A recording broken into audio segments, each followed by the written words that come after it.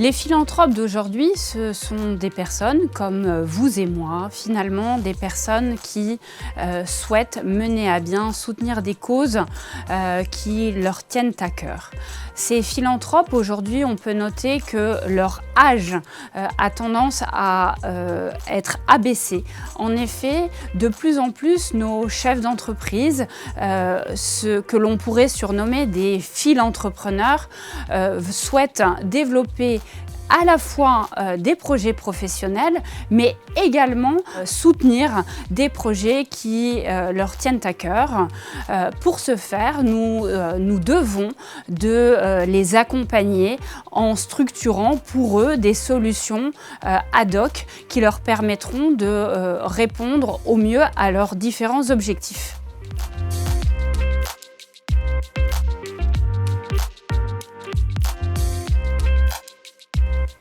Finalement, en France, on a beaucoup d'outils à notre disposition.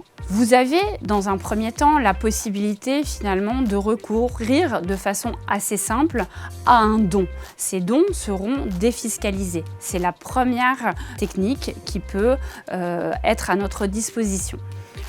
On peut utiliser ensuite ce que l'on va appeler des fondations. Alors on va avoir soit une fondation reconnue d'utilité publique, à ce moment-là le formalisme est assez conséquent, assez lourd, mais permet d'avoir une structure qui soit complètement autonome.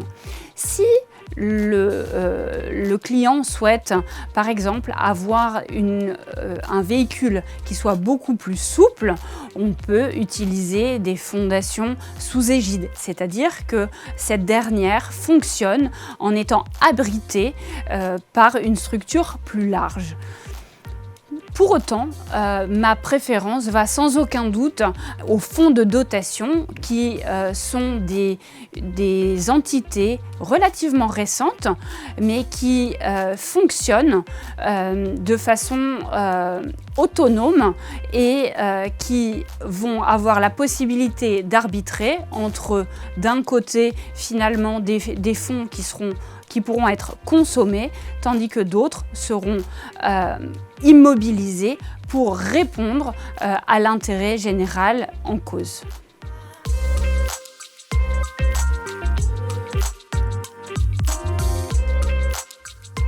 Si vous voulez, on va avoir des axes qui peuvent être travaillés de façon très différenciée.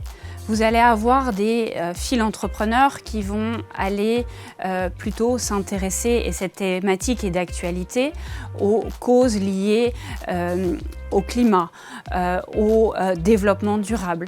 Mais finalement, beaucoup de nos clients, beaucoup des personnes que nous accompagnons souhaitent voir des projets de type protection des femmes, protection de la santé.